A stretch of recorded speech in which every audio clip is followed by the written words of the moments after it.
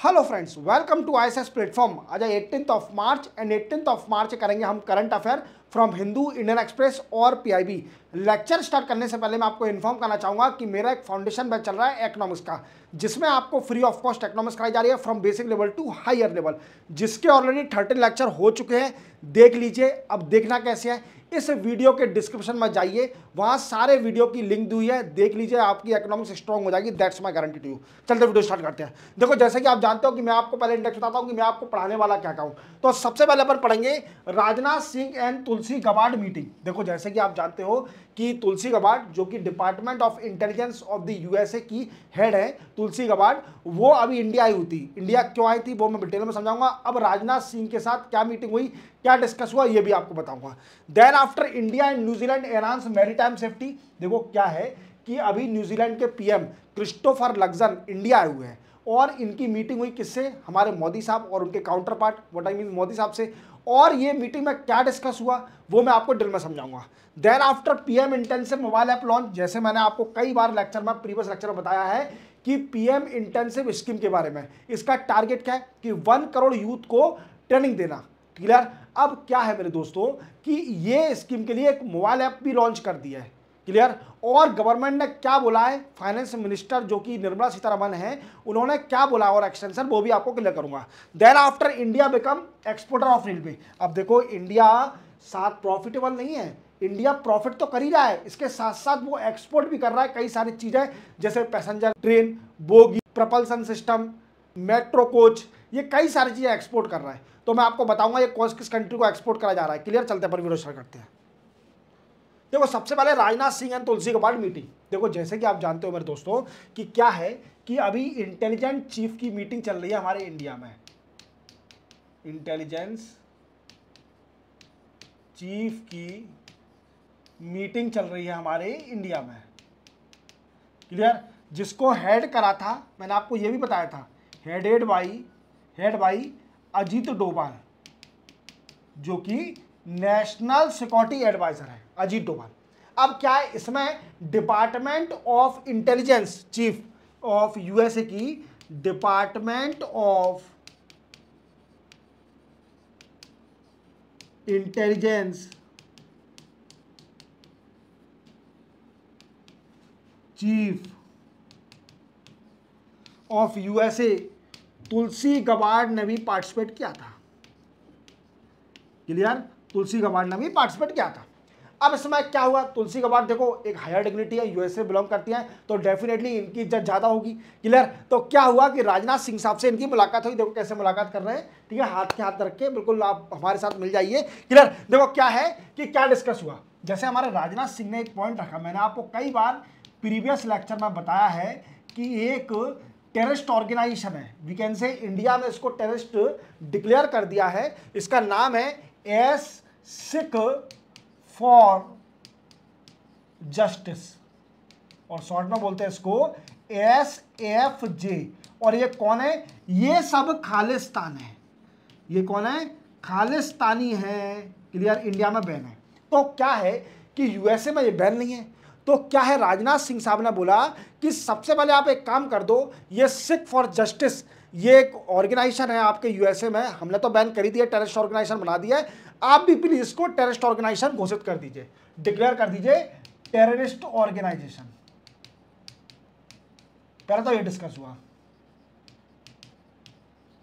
इतना समझ में आ गया, इतना समझ में आ गया। देन आफ्टर क्या डिस्कस हुआ, जैसे आप जानते हो कि डिफेंस एंड स्ट्रेटेजिक पार्टनरशिप तो पहले होना ही चाहिए किसी भी कंट्री से। डिफेंस एंड स्ट्रेटेजिक पार्टनरशिप, अगर वो अपना घनिष्ठ दोस्त है देश, तो स्ट्रेटेजिक और डिफेंस पार्टनरशिप होगी। देन आफ्टर दूसरा क्या है कि इन्होंने बोला कि maritime corporation, maritime corporation. Then after अभी लेटेस्ट क्या चल रहे हैं, साइबर सिक्योरिटी। क्या है मेरे दोस्तों, साइबर सिक्योरिटी। अब देखो क्या है कि आप जैसे जानते हो, अभी मैंने प्रीवियस लेक्चर में बताया था एक हौतीस के बारे में, मैंने बताया था हौतीस के बारे में। ये क्या है, ये टेररिस्ट ऑर्गेनाइजेशन है, कहाँ की, यमन की, मैंने कल बताया था यमन की। यहाँ अभी यूएसए ने अटैक किया था, एयर स्ट्राइक कर दी थी और 31 हौतीज किल्ड भी हो गए थे, क्लियर, यमन में। बट आपको याद होगा कि ये करते क्या है ऐसा, देखो मैंने आपको बताया था ये क्या करते हैं, ये रेड सी पर जो भी शिप निकलती है, जैसे आप जानते हो कि रेड सी एक बड़ी इंपॉर्टेंट सी है टू फॉर एक्सपोर्टिंग और importing the product between two country और more than one country, clear. तो क्या है कि जो हौतीज हैं ये कई सारे उसको शिप को वी कैन से पायरेसी जैसा काम करते हैं, बिल्कुल बिल्कुल शिप को रोक देंगे, हिंड्रेंस क्रिएट कर देंगे, जाने नहीं देंगे, या फिर उनसे ज़्यादा वो रैंसम मांगेंगे। तो ये कई सारे पॉइंट होते हैं, क्लियर। तो इससे क्या हो रहा था, ट्रेड का डिसरप्शन हो रहा था, ट्रेड का डिसरप्शन। तो इसी वजह से क्या है कि मैं आपको ये समझा रहा था कि लाइन ऑफ कम्युनिकेशन है,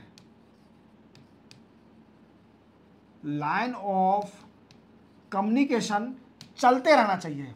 और आप जानते हो कि law of the sea, united nation convention law of the sea, united nation convention law of the sea, ये 1982 में आया था, आपको पता कन्वेंशन। और इस समय क्या था कि जो भी है सी सबके लिए है, क्लियर, कोई भी गलत काम नहीं करेगा, सी का प्रोटेक्शन के लिए और इजीली सी का पीसफुल यूज हो सके, समझे मेरी बात को। United nation convention on law of the sea, याद रखोगे यहाँ पर कन्वेंशन कर लेना, UNCLOS, क्लियर। अब क्या है दोस्तों, और ये भी डिस्कस हुआ इनके बीच में कि यार हम ट्रेड को भी अनाउंस करेंगे, और दूसरी बात इसको हम फिर ये मुलाकात हुई इनकी तुलसी कबाड़ की, ये तो हमारे इंडिया से बिलोंग करती है, आपको मालूम है इंडियन ओरिजिन है, तुलसी जैसे नाम समझ गए आप, तुलसी नाम है तो डेफिनेटली अब जो हमारे इंडिया के लोग बाग इतने इंटेलिजेंट है कि वो इतनी बड़ी बड़ी पोस्टों पर पहुंच जाते हैं विदेश में, तो that's a positive point for us, clear. तो तुलसी कबाड़ जी की मुलाकात भी हुई, किससे, PM मोदी साहब से, PM मोदी साहब से भी डिस्कस हुआ, क्लियर, समझे, ये डिस्कस हुआ है इन दोनों के बीच में। चलते अपन, देखो India and New Zealand agree to enhance maritime safety, कहाँ गए मोदी साहब। और ये देखो क्या है मैं आपको बताऊं, अभी न्यूजीलैंड के PM जिनका नाम है क्रिस्टोफर लक्सन, बाहर इनका इमेज लगी है, दिखाता हूं आपको, ये रहे क्रिस्टोफर लक्सन, तो इनका नाम है क्रिस्टोफर लक्सन। ये अभी इंडिया आए हुए हैं, और इंडिया आए हैं तो डेफिनेटली अपने काउंटर पार्ट से ही मिलेंगे, और इनका काउंटर पार्ट कौन है, हमारे नरेंद्र मोदी साहब, नरेंद्र मोदी साहब। अब देखो आप एक बात याद रखना, अभी लेटेस्ट क्या चल रहा है, अभी आपने कनाडा और इंडिया के रिलेशन के बारे में सुना होगा, मैंने आपको बताया भी था कई बार कि जब से निज़र बना है, जब से निज़र की डेथ हुई है, हरदीप सिंह निज़र की डेथ हुई है कनाडा में, तब से कनाडा ने इतना सारा ब्लेम लगाया इंडिया के ऊपर कि ये खालिस्तानी था वो निज़र, हरदीप सिंह निज़र, और उसकी डेथ हो गई थी वहाँ पर, तो वो इंडिया पर पूरा ब्लेम लगा रहे थे। तो क्या हुआ था, इससे पूरे वर्ल्ड में खालिस्तानी लोग एक्टिव हो गए थे। अब क्या है, इंडिया ने सोचा है ये जितने भी एक्टिव हुए हैं, पहले तो ये इनएक्टिव थे क्योंकि इनको भय था, इनको डर था, अब ये एक्टिव हो गए तो इंडिया ने सोचा कि जो भी कंट्री मिलेगी पहले हम उससे जो बोलेंगे तुम्हारी कंट्री में जितने भी खालिस्तान रह रहे हैं पहले उनको दबा दो, पहले उनको इनएक्टिव करो। तो पहले न्यूजीलैंड में यही बोला गया कि जो भी खालिस्तान आपकी कंट्री में रह रहे हैं उनको इनएक्टिव करो या उनको खत्म करो, क्लियर, समझे मेरी बात को, इतना समझ में आ गया। दूसरा क्या हुआ, दूसरा डिस्कस हुआ on defence and maritime cooperation, clear. Maritime cooperation क्यों भाई सर, ऐसा को बताओ। देखो क्या है कि जो न्यूजीलैंड और इंडिया की जो पोजीशन है वहां ऐसा कुछ चाइना का भी है, देखो चाइना थोड़ा बहुत इन्वॉल्वमेंट है, और चाइना की पॉलिसी जानते हो तुम कि चाइना की पॉलिसी हमेशा एक्सपांशनिस्ट वाली पॉलिसी रही है, वो कभी पीसफुल कोई काम करना नहीं चाहती। जैसे आपने देखा होगा साउथ चाइना सी के ऊपर वो कितना क्लेम करके रखी है, साउथ चाइना सी के ऊपर वो जो चाहती है वो करती है, और जो साउथ ईस्ट सारी कंट्रियां हैं वो परेशान है कि यार हमारा कुछ भी इन्वॉल्वमेंट ही नहीं हो रहा साउथ चाइना सी में, even we are near to the South China Sea and the coastal area of our country touch with the South China Sea, but we do not have any power to control on the South China Sea। तो ये सारे issue हैं। तो China का expansionist policy और जो dragon policy follow कर रही है उसको खत्म करने के लिए, उसको कंट्रोल करने के लिए मैरीटाइम कॉर्पोरेशन बहुत जरूरी है। जो भी चाइना और इंडिया या फिर इंडिया और चाइना के बीच में जो भी कंट्री आ रही है उनके बीच में, समझे मेरी बात को, समझे कि नहीं समझे। देखो क्या है, फिर ट्रेड में भी खालिस्तानी को बोला, फिर डिफेंस, फिर military exercise, military exercise, even port of call. Port of call क्या होता है सर, ये समझाइए। पोर्ट ऑफ कॉल देखो आपको मालूम है, आप रेल में जाते होंगे, रेल में बैठ के रेल में जाते हो तो आपने देखा होगा कभी ड्राइवर किसी रेलवे स्टेशन में गाड़ी रोक देता है, रेलवे स्टेशन पे, किसी भी रेलवे स्टेशन में, चाहे आपका डेस्टिनेशन बहुत आगे हो वो रोक देगा। वो 3 कारण वजह से रोकता है, या तो पैसेंजर को उतरना होगा, या फिर उसका स्टॉपेज होगा। दूसरा को रोकता है, दूसरा या फिर कोई ट्रेन आ रही होगी, उसको सिग्नल आ रहा होगा कि आपको यहां रुकना है क्योंकि ट्रेन निकल जाएगी फिर आपको। और तीसरा रीजन ये रहता है कि या तो उसके ट्रेन में कोई गड़बड़ी हो गई है, या फिर उसको प्यास लग रही है, या फिर उसको चाय पीना है, या फिर उसको कुछ काम करना है। क्लियर, अगर सिग्नल मिल जाएगा तो वो चाय पी लेता है आराम से बैठ के, ठीक है। तो क्या होता है, ऐसे ही पोर्ट ऑफ कॉल होते हैं। पोर्ट ऑफ कॉल में क्या होता है कि जो नवल शिप होते हैं ये यहाँ पर रुकते हैं। यहाँ पर रुकते क्यों है, रिफ्यूलिंग कराने के लिए, रेस्ट करने के लिए, या किसी और कारणवश उसकी रिपेयरिंग कराने के लिए, तो वो बोले जाते हैं पोर्ट ऑफ कॉल। क्या, पोर्ट ऑफ कॉल। तो पोर्ट ऑफ कॉल क्या होता है कि जैसे मैं इंडिया और न्यूजीलैंड ने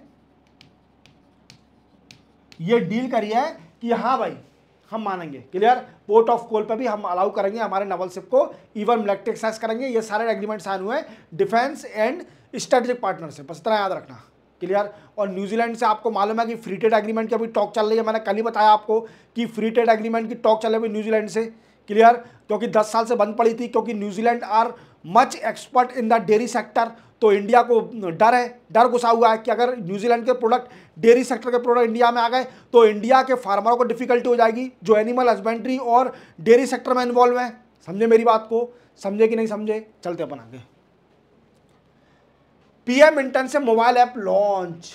क्या है भाई, देखो मैंने आपको एक स्कीम बताई थी प्रीवियस बजट में, बताई थी बजट में पीएम इंटेंसिव स्कीम आई थी, ये प्रीवियस बजट में 2025-26 का नहीं, 2024-25 का। इसमें क्या था मेरे दोस्तों, इसमें शायद इस बार का ही था कि पिछली बार का था, पिछली बार का ही था ये, है ना, पीएम इंटेंसिव स्कीम। क्या है दोस्तों, इसमें यह था कि 500 कंपनीज इन इंडिया चूज करी जाएंगी, और ये 5 ईयर में 1 करोड़ यूथ को इंटेंसिव देंगे। क्या देंगे, 1 करोड़ यूथ को इंटेंसिव देंगे 5 साल के अंदर इंडिया के अंदर। अब इसके लिए क्या है, इसको पिक्चर बनाने के लिए कुछ ना कुछ तो चाहिए। तो क्या है कि 500 कंपनी, आपको पता है कि कई सारी कंपनी इससे मना भी कर रही थी कि हम पे ऐसी रिस्पॉन्सिबिलिटी क्यों है भाई गवर्नमेंट की। तो क्या है कि सॉरी, क्या बोला कि अभी 500 कंपनी रेडी हो गई थी, फिर 500 कंपनी को लालच कैसे दिया कि देखो क्या है कि जो बच्चा इंटेंसिव करने आएगा तो उसको वन टाइम फंड दिया जाएगा 6000 का। फिर देन आफ्टर क्या करा जाएगा, फिर उनको गवर्नमेंट 4500 रुपीज देगी पर मंथ। इसके साथ साथ जो 500 रुपीज रिमेनिंग है वो जाएंगे किससे, फ्रॉम कॉर्पोरेटेड सोशल रिस्पॉन्सिबिलिटी से। कहां से, 500 फ्रॉम कॉर्पोरेट सोशल रिस्पॉन्सिबिलिटी। तो कितने हो गए, 5000 हो गए, 5000 रुपीज। और ये सारे दोनों पैसे 6000 और 5000 डीबीटी के जरिए जाएंगे, डायरेक्ट बेनिफिट ट्रांसफर के जरिए। क्या है, एक बार 6 मिल जाएंगे जब आपने एडमिशन लिया, फिर उसके बाद 4.5, 5 और 500 वो CSR के, तो 5000 मिलेंगे। तो क्लियर, समझो मेरी बात को। अब क्या है कि अभी फाइनेंस मिनिस्टर जो कि कौन है, निर्मला सीतारमन मैम, कौन है, निर्मला सीतारमन मैम, इन्होंने क्या बोला है कि अब कंपनी की और कंपनी ऐड करी जाएंगी। जो 500 कंपनी हमको कम लग रही हैं, अब और कंपनी ऐड करी जाएंगी इसके अंदर। और इसी के साथ इन्होंने एक पीएम इंटेंसिव मोबाइल ऐप भी लॉन्च कर दी है for registration of new candidate for internship programme. समझे मेरी बात को, ये कहानी और कुछ नहीं है, ठीक है। चलते बनाएंगे। देखो, India become exporter of railway. जैसे आप जानते हो कि हमारे इंडिया में रेलवे एक ऐसा सेक्टर है जिसमें सबसे ज्यादा एम्प्लॉय है। क्लियर? सबसे ज्यादा जॉब कौन देता है? रेलवे देता है। अब इनसे पूछा गया पार्लियामेंट के अंदर, जो कि अश्विनी वैष्णव है रेलवे के मिनिस्टर, उनसे पूछा गया कि भाई ये तो बताइए कि रेलवे प्रॉफिट में चल रहा है कि लॉस में चल रहा है, ये तो क्लियर करो। तो अश्विनी वैष्णव जी ने रिप्लाई दिया कि रेलवे पूरा प्रॉफिट में, अगर पैसेंजर से देखा जाए चाहे किसी और से भी चीज़ देखा जाए, और हमारा रेलवे सबसे बेस्ट रेलवे है। आप किसी भी कंट्री से कंपेयर कर लो, वहाँ पर उनका फेयर ज़्यादा है पर हमारा फेयर सबसे कम है। इसी के साथ इन्होंने डिफाइन किया कि हम आज कई सारी कंट्री को एक्सपोर्ट कर रहे हैं रेलवे की चीज़ें। जैसे उन्होंने एग्जाम्पल दिए कि हम मेट्रो कोच देते हैं ऑस्ट्रेलिया को। किसको? ऑस्ट्रेलिया कंट्री को हम मेट्रो कोच बेच रहे हैं। क्लियर? और इसी के साथ हम पैसेंजर कोच